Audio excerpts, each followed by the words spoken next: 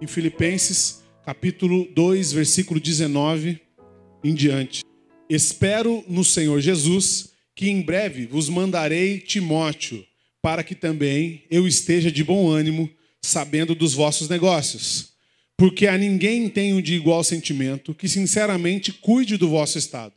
Porque todos buscam o que é seu, senão o que é de Jesus Cristo. Mas bem sabeis qual a sua experiência e que serviu comigo no Evangelho como filho a um pai. De sorte que espero vou-lo enviar logo que tenha provido a meus negócios. Mas confio no Senhor que também eu mesmo breve irei ter convosco. Julguei, contudo, necessário mandar-vos Epafrodito, meu irmão e cooperador e companheiro nos combates, e vosso enviado para prover as minhas necessidades. Porquanto tinha muita saudade de vós todos, e estava muito angustiado de que tivesseis ouvido que ele estivera doente. E de fato esteve doente, e quase à morte. Mas Deus se apiedou dele, e não somente dele, mas também de mim, para que eu não tivesse tristeza sobre tristeza. Por isso, vou-lo enviei mais depressa, para que, vendo-o outra vez, vos regozijeis, e eu tenha menos tristeza. Recebei-o, pois, no Senhor, com todo o gozo, e tende-o em honra. Porque, pela obra de Cristo, chegou até bem próximo da morte, não fazendo caso da vida, para suprir comigo a falta no vosso serviço. Amém. Vamos orar? A gente não orou? Pai, nós te louvamos, Senhor. E mais uma vez invocamos o teu nome pedindo que o Senhor revele essa porção da tua palavra aos nossos corações, nos levando a uma vida prática, nos levando a uma vida transformada, que frutifique na tua presença para a glória do teu nome, Pai. Tira, Senhor, de nós todas as nossas limitações, tira de mim a minha limitação de transmitir aquilo que o Senhor tem revelado. E em nome de Jesus, Espírito Santo, eu te peço, ministra aos corações para que todos consigam se entregar à verdade da palavra de Deus e serem transformados pelo teu poder. É o que te pedimos em nome de Jesus. Amém. Queridos, como eu falei, o tema é amizade espiritual. Lendo essa palavra, você vai entender que existia uma relação diferente de Paulo com Timóteo, Paulo com Epafrodito, e ele vai citar em outros momentos grandes amigos da trajetória. Eu fiz essa pergunta dos amigos do Facebook porque eu percebi que, infelizmente, muitos daqueles grandes amigos que eu tenho no Facebook não são grandes amigos nada contra, mas não são amigos próximos, não são pessoas com quem eu dividiria a minha vida. Mas, por incrível que pareça, o Facebook ou as redes sociais em geral é uma ferramenta em que você compartilha a sua vida. Tem gente que posta foto de tudo, de comida, foi no banheiro, arrumou o cabelo, está sentado, está assistindo TV, posta foto que está assistindo. Gente que compartilha tudo. E você está compartilhando a sua vida com quem? Quem são essas pessoas com quem você compartilha o que você faz no seu dia a dia? E a pergunta é, todos das suas listas lá de redes sociais, as pessoas que te seguem, os seus amigos, eles estariam na sua casa compartilhando daquele momento em que você resolve publicar? Aliás, mais em cima disso, qual é a relevância de que essas pessoas saibam o que você está fazendo? A geração atual, a geração do selfie, né? Narciso acha feio tudo aquilo que não é selfie, né? Na verdade, era tudo aquilo que não é espelho, mas no dia de hoje é selfie. E aí você vê, principalmente as meninas gostam muito de tirar selfie. Primeira, puxa o celular, bate uma foto e publica, né? É assim que vocês fazem, né? Tira o celular, 79 fotos, joga o cabelo. Espera só um minutinho, passa um batom. Ai, fiquei feia. Aí, biquinho de pato. Né? Tem dois biquíni, tem um de pato e um outro biquinho lá que faz carinho, sei lá. Faz lá o biquinho e tira a foto e publica. Por quê? Porque essa é a realidade da vida. É assim que a gente se relaciona com as pessoas, né? Você está com um amigo sentado tomando um café, aí você fala assim, então, o que você acha? Você fica fazendo pose para conversar com a pessoa porque você quer ser o melhor ângulo. Mas no Facebook, nas redes sociais, isso é permitido. Porque isso criou um tipo de amizade volátil. Um tipo de amizade que não tem relacionamento de vida. Aliás, no mundo atual, não só nas redes sociais, as amizades são supérfluas e elas são baseadas em interesses. São amizades baseadas em o que eu vou ganhar com isso. Porque se não tiver retorno para mim, eu não sei se eu quero me envolver. E as Escrituras nos mostram coisas diferentes a respeito disso.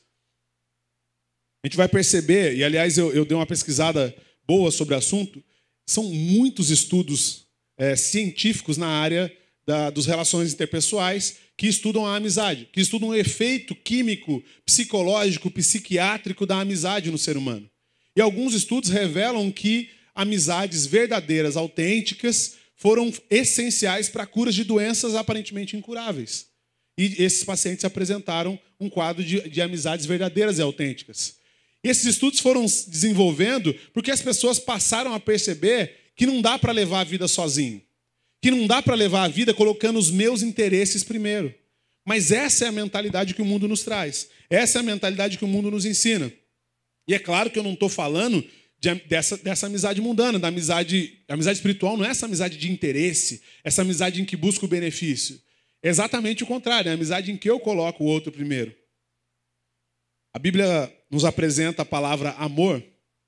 E como você deve saber, e se não sabe, fique sabendo, o Novo Testamento ele foi escrito em grego.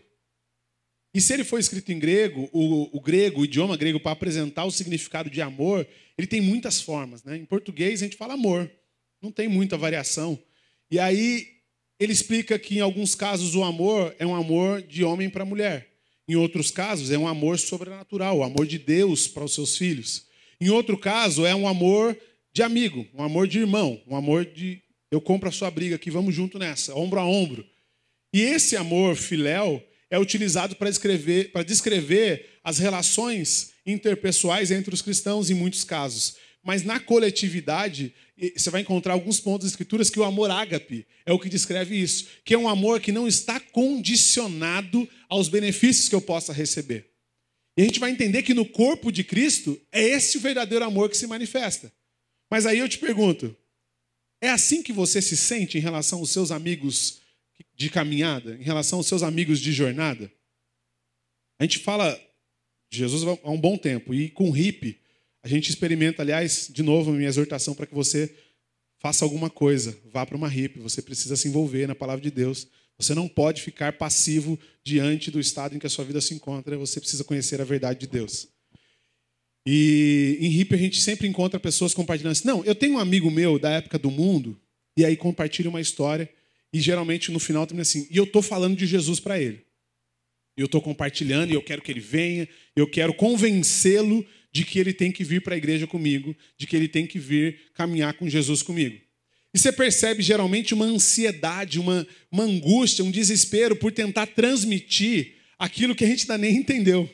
Tentar ensinar e tentar exortar a pessoa a caminhar de um jeito que a gente ainda não está vivendo. Essa é a angústia do novo convertido, você vai encontrar muitas vezes. Mas no fundo, por trás disso, existe uma relação com um laço tão forte que a pessoa ainda não conseguiu romper esse laço, talvez nem seja necessário, para que ela consiga começar a sua nova jornada. Então ela está numa nova fase da vida, frequentando novos locais, priorizando outras coisas, mas ela não conseguiu romper esse laço para se envolver com esse irmão. E aí por isso ela começa a insistir e começa a exortar. São casos, não são raros os casos em que a gente encontra o irmão e fala assim, não, falei para o meu amigo lá que ele tem que parar de fazer isso, ele tem que parar de fazer aquilo. Eu falei, mas ele já creu? Não, não creu. Não, mas eu falei para ele que isso é errado, que Deus não se agrada disso. E aí não faz sentido você tentar estabelecer procedimento para aquele que não teve relação com Jesus, para aquele que ainda não conheceu o Cristo e não foi transformado de dentro para fora. Quando a palavra nos ensina sobre a amizade, ela está ensinando sobre se doar para o próximo. A palavra está ensinando de um tipo de amizade diferente. E eu queria falar hoje especificamente sobre esses dois pontos que a gente leu aqui. Eu nomeei, por questões didáticas, de amizade paternal e amizade ombro a ombro. É só um nome, tá, irmãos? Não é teoria, não precisa colocar isso nos livros acadêmicos, nem nada disso. Mas só para a gente começar a entender. A amizade de Paulo com Timóteo, ela tem uma característica. E a amizade de Paulo com Epafrodito, ela tem outra característica. Você vai perceber que lá no versículo 19 ele fala a Timóteo, meu verdadeiro filho na fé. Aliás, na carta de Timóteo ele fala, Timóteo, meu verdadeiro filho na fé. Ele, em outros casos ele fala assim, Timóteo tem me servido como um filho a um pai. A relação de Paulo a Timóteo, por Timóteo ser muito mais novo, é da relação de alguém que quer ensinar alguma coisa para alguém. E como é bonito você ver uma relação pai e filho que é pautada numa vida saudável, que é pautada numa relação com Deus e na verdade da cruz. Como é bonito você conseguir desfrutar disso. Eu venho de uma criação e que o meu pai não teve pai. E ele ofereceu o melhor que ele pôde oferecer para a gente nessa questão. Então, algumas das coisas muito comuns da relação pai e filho, meu pai não forneceu, embora ele tenha fornecido outras tantas. Ele fez o melhor que ele pôde. E eu via, em alguns casos, meu pai sempre trabalhou muito, também vem de uma família de 7 filhos, né? Então, não é exclusividade, mas é muita gente, né? Então, uma casa com 7 filhos, não dá para pensar em não trabalhar. Então, as imagens que eu tenho é meu pai muito doente, assim, sem condições, chegava em casa todo mundo quieto, porque meu pai estava muito doente, e meu pai levantando de novo às 4, 5 da manhã, indo trabalhar, sem condições, se arrastando, porque não tinha opção. E alguns dos valores foram muito claros e outros não, porque nesse contexto a gente não teve muito tempo de conversar pai e filho. E agora, depois de adulto, depois que eu casei, que eu fui começar a entender melhor e eu percebi que era eu que tinha que buscar isso, já que meu pai não tinha para fornecer, eu que fui buscar. E como é gostoso uma boa conversa pai e filho, aquela conversa que você senta e olha no olho e pergunta e ele responde. E aí, você quer ver a coisa que eu mais gosto é perguntar para o meu pai como é que era no ano que eu nasci. Eu já perguntei, sem forçar a barra, acho que umas 80 vezes. E ele conta toda vez como se fosse a primeira. Meu pai fez 74 agora, domingo. E aí eu sento e falo, pai, como é que era no ano que eu nasci? E eu pergunto com aquela vontade como se eu nunca tivesse perguntado. E aí ele fala, rapaz, deixa eu te contar essa história. Aí ele começa. E aí sempre que eu tenho um tempo de trajeto no carro com ele, eu pergunto. E aí a gente vai para São Paulo, na casa dos parentes, e tem um lugar que passa que era a empresa que ele trabalhava na época que eu nasci. E eu ouço essa história, sei lá, desde que eu me entendo por gente. Toda vez que o carro passa ali, ele começa a contar. Quando você nasceu, eu trabalhava aqui. Aí eu fui contratado assim, meu chefe é assim. E é exatamente o tempo de chegar na casa dos parentes. Dali para frente é o resto da jornada, mais 45 minutos. Então, quando vai chegando, eu já vou procurando saber. E geralmente eu estou dirigindo, ele está do lado. Eu falo, pai, como é que é mesmo o ano que eu nasci? Aí ele começa a contar a história. Aí ele fala, não, porque quando... inclusive aqui, ó, nessa empresa aqui. Eu trabalhava aqui quando você nasceu. E aí ele começa a contar a história.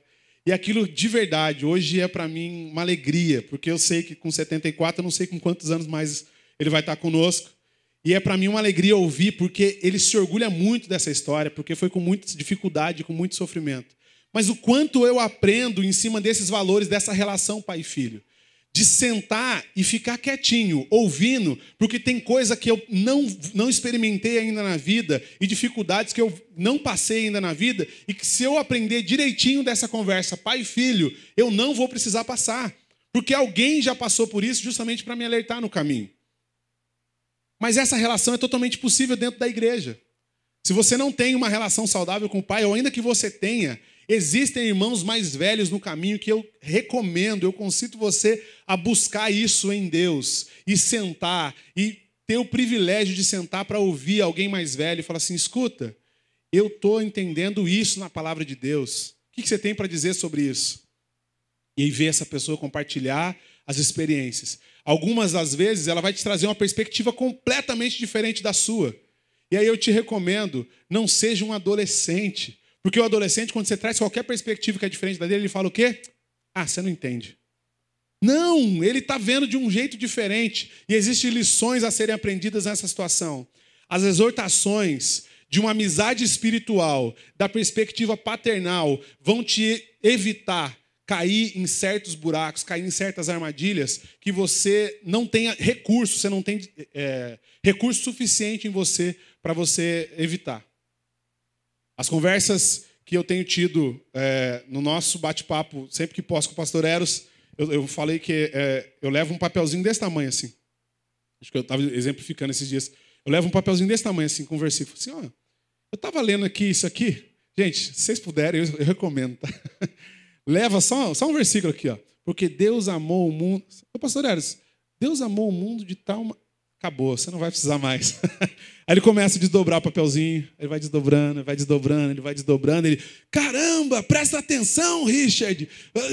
Caramba! E você sai de lá com um papel desse tamanho, voltando para casa, e fala, Senhor, quanta coisa para eu digerir. procure os irmãos mais velhos da igreja. Procure alguém que tenha mais experiência de vida e desenvolva essa relação. Aí você vai dizer assim, mas Richard, todo irmão mais velho é saudável para me aconselhar? Se ele tem o mesmo objetivo que você, que é ver o propósito de Deus cumprido na minha e na sua vida, no corpo de Cristo, na igreja de Cristo, esse irmão é a pessoa saudável para te aconselhar, segundo o conselho de Deus. A gente vai ver Paulo falando para Timóteo. Coloca para a gente, por favor, versículo 19. Vai ver Paulo falando assim, eu espero que em breve mandarei Timóteo, para que também esteja de bom ânimo, sabendo dos vossos negócios. 20. Porque a ninguém tenho de igual sentimento que sinceramente cuide do vosso estado, porque todos buscam o que é seu e não o que é de Jesus. A lição de vida de Paulo para Timóteo é falar assim, filho, para de se preocupar com o que não é importante. Só quem realmente já passou por algumas coisas sabe o que é importante. Porque à medida que você vai caminhando na fé, você vai percebendo que você gastou uma energia enorme para coisas que não eram relevantes. Um conselho que foi dado aqui, e que se hoje eu tivesse para me casar, eu faria esse. Não faz um festão não, cara. Eu fiz uma festão para 400 pessoas. Faltou comida, faltou tudo, e no fim das contas eu nem lembro quem é que realmente estava na festa. Os verdadeiros amigos estavam lá, participaram, e se não tivesse nada, eles teriam pagado do próprio bolso para estar no lugar. Não faz festão, não gasta tempo com isso. Mas ao longo da jornada você não tem mentalidade para resolver isso. E uma amizade verdadeira, sincera, desenvolvida em Cristo, ela vai te ajudar a entender isso. E aí Paulo fala também de um segundo ponto de vista, que ele fala de Epafrodito. Epafrodito, ele fala assim, esse aí é o cara. Esse aí é alguém em quem eu confio. Epafrodito é alguém que deu a sua vida por amor ao Evangelho. E aí tem uma perspectiva que eu queria analisar com vocês, que eu acho interessante. Diz o seguinte, ele fala que Epafrodito veio enviado pelos irmãos de Filipos para suprir Paulo em suas necessidades. Então ele saiu de Filipe e foi para suprir Paulo em suas necessidades. Ao chegar lá, ele ficou doente. Ele supriu Paulo e ficou doente. E a preocupação dele não é se ele iria morrer ou não. A preocupação dele era que os irmãos descobrissem que ele estava doente e ficassem tristes por saber que ele estava doente, quase à morte. Ele não estava preocupado com o seu próprio estado de saúde. Ele estava preocupado, eu não quero que as pessoas fiquem chateadas com isso. Eu quero que elas mantenham um bom ânimo e estejam focadas nisso. E Paulo falou assim, e eu não quero que você fique triste por achar que os irmãos vão ficar tristes, porque eu amo você tanto quanto amo os irmãos. Então o Senhor teve misericórdia de Epafrodito. Falou assim, eu vou poupar esse homem para que Paulo não fique triste, para que Epafrodito não fique triste, porque os Filipos não fiquem tristes, os filipenses não fiquem tristes. Por quê? Se eu amo de verdade, eu não estou preocupado com os meus interesses, sequer preocupado com a minha saúde. Eu estou preocupado com o estado de espírito dos meus irmãos. E gente que dá a sua vida por amor a Cristo, vive assim. Se você ainda não experimentou, eu recomendo você a se envolver no corpo de Cristo. A amizade no corpo de Cristo, ela vai te levar a lugares que você não vai experimentar vindo aqui no domingo e indo embora correndo, chateado porque tem que ficar um tempão na fila para ganhar um beijo no rosto. A amizade ela não vai se desenvolver aqui, irmãos. Não sei se você percebeu, não sei se você já viu aí, eu vou dar uma dica. Quando acaba o culto, a gente espalha umas mesinhas com um cafezinho, você já viu? Quem que já viu? Levanta a mão. Tem gente que não viu, deu para perceber.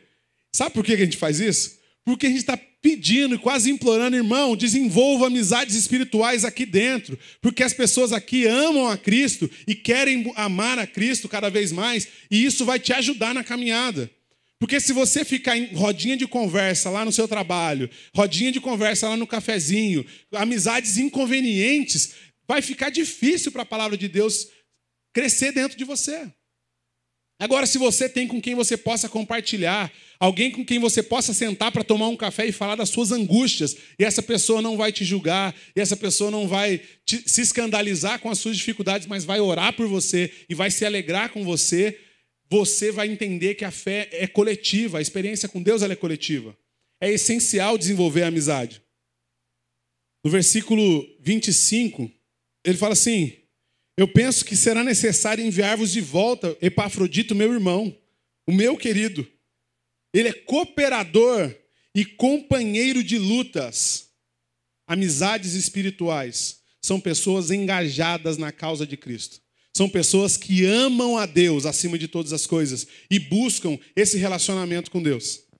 E você desenvolver isso, você vai ver a glória de Deus se manifestar na vida do seu irmão e na sua vida. Não perca o seu tempo com gente sem missão. Sabe gente que não tem missão? Tudo que aparece, tá bom. Gaste o seu tempo com aqueles que têm uma missão e estimule as pessoas a terem uma missão. E a missão é de ver o propósito de Deus manifestado na terra. Ver o propósito de Deus crescendo na vida das pessoas e cada vez mais pessoas se entregando a Jesus. Algumas das experiências minhas em relação a amizades espirituais. Como é bom poder ser exortado. Como é bom poder ser exortado. Um irmão que chegar com jeitinho, e eu já contei em podcast, já contei um monte de vezes, acho que a exortação mais fantástica que eu recebi, o cara chegou e falou assim, escuta, vem cá, eu estou vendo que você está errando nessa área aqui, e eu já passei por isso. Vamos junto, que eu consigo te ajudar. Eu creio que Deus pode me usar para te ajudar nessa jornada aí, você não vai mais ter esse problema. E eu fiquei constrangido, não de vergonha, mas em amor, porque eu fiquei em choque de ver o amor desse irmão, em perceber assim, eu consigo perceber porque eu já passei por isso. Vamos junto, porque o que Deus fez em mim, Ele vai fazer em você. Gente com quem você senta para falar da palavra de Deus. Quanto tempo você perde conversando com as pessoas com coisas que não são eternas? Você senta para conversar, você fala de política, você fala de futebol, você fala de novela, e a gente espera que ninguém aqui assista novela, nem aquelas da Record que são bíblicas. Ó, não estou falando nada. Está na internet, né? As novelas bíblicas. E aí, quanto tempo você perde com essas coisas? E quanto você podia estar sentado compartilhando a palavra de Deus? Eu não consigo imaginar, e a gente sempre fica chocado com isso, de pessoas ficarem horas conversando, os dois conhecendo a Cristo, e nenhuma vez falar do amor de Deus, e nenhuma vez compartilhar algo da palavra de Deus. Como é possível gastar tanto tempo com algo que não acrescenta e você sair de uma conversa totalmente vazio? A gente está vivendo um momento político difícil no nosso país. Meu irmão, vou dar uma dica aqui, no auge da minha sapiência aos 33 anos de idade, mas eu não aprendi isso de mim mesmo. Não perde seu tempo falando de política, querido. Não perde seu tempo falando de política. Você não vai resolver o problema.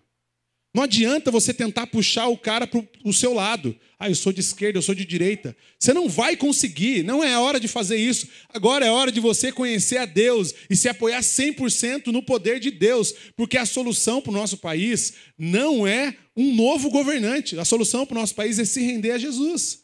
Porque o fim está próximo. Está acabando. A gente tem que conhecer a verdade de Deus. Coisas que são essenciais na amizade espiritual. Intercessão, exortação, adoração e educação.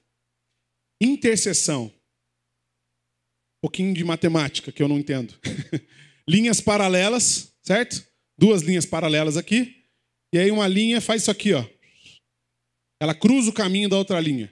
Até onde eu aprendi de matemática, isso é uma intercessão. Ela está saindo do lado e está tomando o caminho da outra. As duas estão compartilhando o mesmo caminho. Quanto tempo você gasta orando pela dor do seu irmão? Ou pelo sonho do seu irmão? Pela dificuldade do seu irmão? Apresentar-se diante de Deus e falar assim, Senhor, eu tenho um monte de coisas que eu precisava compartilhar com o Senhor. Mas, se fosse ter uma fila, e de fato eu estivesse lá na cabeça da fila, eu posso dar minha senha para o meu irmão? Cuida dele lá, Senhor. Socorre meu irmão lá, Senhor. Porque se ele for abençoado e ele receber a provisão do Senhor, eu sei que eu vou estar alegre por isso e eu vou entender que o Senhor me ouve e isso é o que me basta. Porque de fato Deus nos ouve. Não tem nada mais gostoso do que a gente se unir por um propósito e orar e ver Deus manifestar a sua glória. Não tem nada mais gostoso a igreja inteira reunir, vamos orar pela Elise e de repente ver a glória de Deus se manifestando.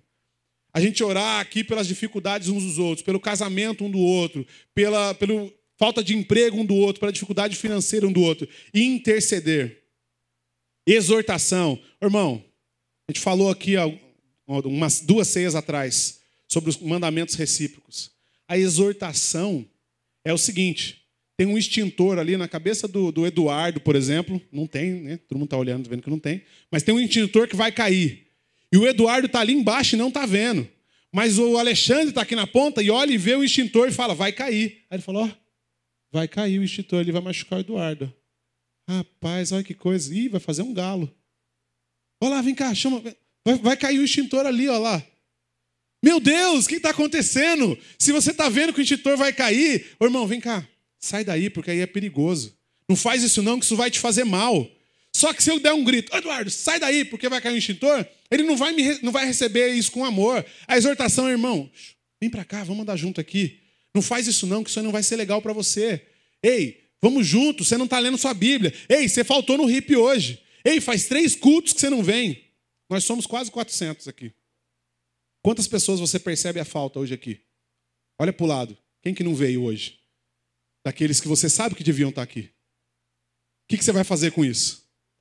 Sabendo que tem gente que deveria estar aqui hoje e não veio. Qual é a sua postura diante disso? Passa um telefone, um WhatsApp, manda uma mensagem no Facebook. Assim, irmão, tá tudo bem? Você não foi no culto? E aí, tá precisando de alguma coisa? Só para estar junto. Dividir os fardos uns dos outros. A adoração. Existe uma característica muito clara sobre a adoração, que é Deus se torna mais perceptível quando nós coletivamente nos rendemos a Ele. Deus é Deus. Ele continua sendo Deus e nada que nós façamos vai torná-lo maior ou menor, porque Ele é acima de todas as coisas. Mas Ele se torna mais perceptível na nossa realidade quando a gente coletivamente, ombro a ombro, começa todo mundo a olhar para Ele.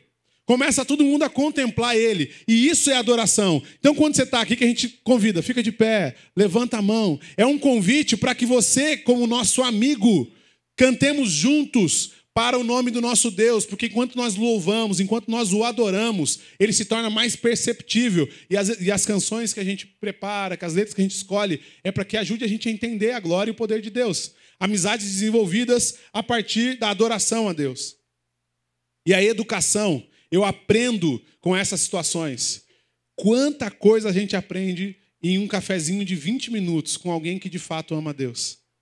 Eu estava há uns anos atrás, há um ano e pouco atrás, passando por um momento muito difícil. Eu precisava fechar a empresa, eu não sabia o que fazer, eu tinha decisões para tomar, estava ansioso, tendo crise uma atrás da outra, e orando e buscando a Deus. E aí, absolutamente do nada, sem nenhuma explicação, eu estava orando, meu WhatsApp, tocou lá. Era só um áudio daqueles que você encaminha para alguém. E aí eu falei, o que será isso? E dei um play. E era uma música que fez uma diferença tão grande naquele período. O Alex mandou essa música, você nem sabia dessa, né? Você mandou totalmente solta. Assim, depois, 2 dias depois, você me explicou o que era. E ele mandou, e aquela música veio como provisão do Senhor. E a música falava, aquieta minha alma, faz meu coração ouvir tua voz, Senhor. Me chama para perto. Porque só perto do Senhor eu não me sinto só. Eu falei, Senhor, obrigado, porque era tudo que eu precisava cantar agora para o Senhor. Eu cantei uma centena de vezes essa música. Eu falei, era o que eu precisava. O que você está fazendo com o seu WhatsApp mandando um ursinho de bom dia? As amizades espirituais que você pode desenvolver com essa ferramenta e edificar a vida do seu irmão. E mandar algo para ele assim, pega o áudio e fala assim, eu estou lendo a Bíblia aqui, eu vou ler esse versículo aqui para você. Só lê um versículo. Você não imagina o que Deus pode fazer através das conexões. Amigos espirituais cooperam conosco para que a causa de Deus seja cumprida em nós, nele e no corpo de Cristo, de maneira coletiva. Você vai perceber que Paulo fala assim, esse é meu cooperador nas lutas. Cooperador nas batalhas, porque eles tinham algo em comum e eles sabiam que para que esse algo comum fosse manifestado, ia ser desenvolvido com lutas e com dificuldades, e ele estava disposto e ele podia contar. Pergunta, meu irmão, com quem que você pode contar no dia difícil? Com quem que você pode contar no dia que você precisa confessar um pecado? Assim, eu preciso confessar porque o diabo está querendo me acusar e eu tô aqui atormentado, eu preciso fazer alguma coisa. Porque se você não confessa, você dá brecha para isso. E a Bíblia nos ensina a confessar uns aos outros. Mas a gente vem de uma cultura em que confessar é expor sua vida. Ai, não, misericórdia, eu não quero expor minha vida. Deixa eu te explicar. Tiago fala assim, orem e peçam perdão a Deus e vocês serão perdoados. Mas confessem uns aos outros e vocês vão ser curados. Você quer ser curado, irmão? Você quer ser transformado? Aprenda a confessar uns aos outros. Aprenda a ter pessoas com quem você compartilha. Um cafezinho custa R$10. 2 pessoas comerem um cafezinho e comer um pãozinho de queijo ali. Se passar, dá R$12. Por R$12, você pode receber o conselho de Deus de algum dos irmãos aqui. E eu estou estimulando você a insistir nisso, e estou insistindo nessa questão, para você vir aqui e fazer amizades aqui, porque a lógica natural nos aponta que os irmãos aqui estão todos buscando realizar a vontade de Deus. E se você desenvolve amizades aqui, fica mais difícil de você escapar e ir embora, e a gente não poder fazer nada por você. Porque todo o grupo de pastores aqui é limitado, os braços são limitados. Mas nós somos igreja de Cristo, e Cristo se manifesta em nós. Ele não está mais no Lucas, porque ele é mais cheinho. Embora pareça. Ele não está mais em mim, porque eu também já estou ficando cada vez mais cheinho, né? Porque minha barba é grande. Ele está em todos nós na mesma proporção. E é nas amizades espirituais que a gente vai ver a glória de Deus manifestada. O desejo maior é que o outro seja edificado e se pareça cada vez mais com Jesus e não comigo. Existe uma diferença. O discipulado bíblico, eu estimulo o meu irmão a ser parecido com Jesus. Indo, apresente uma pessoa.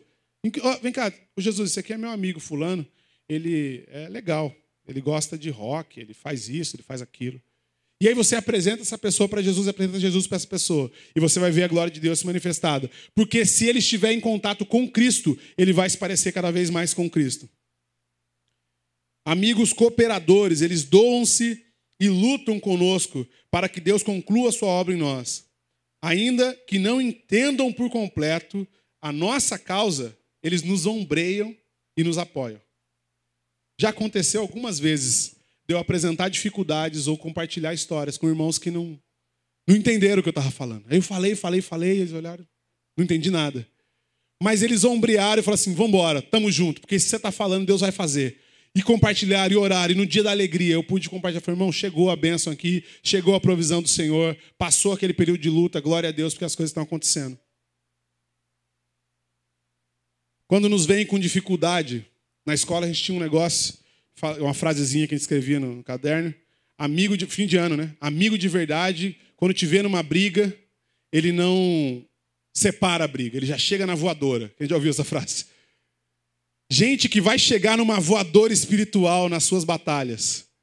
E vai chegar e falar assim, eu estou com você nessa aí, eu não sei nem o que está rolando, mas eu estou orando com você e Deus vai te dar vitória. Gente que vai comprar a briga com você e vai dobrar o joelho e vai sentir a sua dor, para que no dia da alegria possa compartilhar a alegria com você.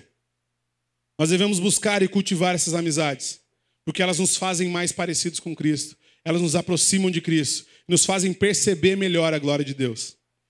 E eu, para finalizar, queria te propor o desafio dessa semana, que é você, antes de ir embora, aproveita o tempo de fila, aproveita o tempo de cafezinho, pega o telefone de mais alguém que já está aqui, que você ainda não tem o telefone na sua lista. E eu queria te desafiar a chamar essa pessoa para tomar um café com você essa semana. E desenvolver uma amizade. A perguntar para ela se está tudo bem, se está faltando alguma coisa, se ela está com algum medo, com alguma angústia, e quais são as expectativas dela para a próxima semana, para o próximo mês. Eu queria te desafiar a fazer um bolo na sua casa, cortar um pedaço, botar naquele tupperware que você não tem apego, porque as irmãs não têm apego ao tupperware, em nome de Jesus, né? Bota no tupperware que você não tem apego. Estou profetizando aqui, ó. Né? E botar naquele tupperware e bater na porta da vizinha e falar assim, escuta, passei aqui só para te deixar um pedacinho desse bolo aqui. Vocês não sabem como isso já foi consolo de Deus na minha vida. Gente que não sabia como amar, não sabia como fazer nada. Foi lá e fez lá um bolo, uma torta, e levou só um pedacinho. Assim, ó, eu fiz lá em casa, lembrei de você. É a oportunidade que você precisa para que as pessoas entendam que Deus vai agir através de você e que você age através delas. Porque você não vai crescer mais se você estudar sozinho. Você vai crescer mais quando você estudar no coletivo. Você não vai crescer mais se você se desenvolver sozinho. Você precisa da prática. E a comunhão é esse ambiente. Toma um café com alguém. Começou a passar o café, sentiu aquele cheirinho gostoso do café? Lembra que o Richard adora café? Lembra que os irmãos... Ô, irmão... Estou fazendo um cafezinho aqui, você está com um tempinho? 5 minutos. Mas é 5 minutos mesmo, é o tempo de uma xícara. É só, e aí, você está bem? Estou bem. Já viu conversa de gente que não tem assunto? Está bem, estou bem, estou bem. Mas e aí, como é que está? Não, está tudo bem. Ah, então estou bem. Ah, graças a Deus. Tudo certo lá em casa? Tudo certo. E as crianças? Também, também. Ah, então tá bom, então tá bom. Mas tá bom, pelo menos você teve algum contato. Você se dedicou a tomar um cafezinho com o irmão. Você se dedicou a andar mais uma milha com ele e de repente ele ouviu uma história. Convide alguém para pintar uma parede com você, para limpar seu quintal que está sujo, que a sua esposa está pegando no seu pé para você limpar lá no fundo, você não limpa. Liga para alguém e fala assim, irmão, estou precisando limpar o quintal aqui, você não vem me dar uma força? Enquanto vai lá carregando, enchendo o carrinho lá, você vai ajudando um ao outro. Porque isso é ser igreja. Ser igreja não é vir aqui no domingo. Ser igreja é ter o Cristo em nós, no coletivo. E Deus vai se manifestar lá no seu quintal. E Deus vai se manifestar lá pintando a sua parede. O irmão está para casar aí, será que ele não está precisando de alguém para pintar uma parede? Se oferece aí, tá tudo bem? Ó, já está dispensando, perdeu a chance. Podia pegar o cara de pintar a parede para, sei lá, pintar de novo a parede. Mas amém, tem alguma coisa. Tem mudança. Nada mais gostoso você carregando uma geladeira nas costas ali. Rapaz, estava meditando no Salmo 23. Coisa linda. Tempo de relacionamento. Convide os irmãos para se envolverem em suas dificuldades. Você tem dificuldades que você acha que você vive elas sozinho. Você acha que você é o único que está passando por isso. Se você chamar mais alguém para passar essa dificuldade com você, você vai descobrir que você não é o único e que Deus estava esperando esse momento para te curar e para te ajudar.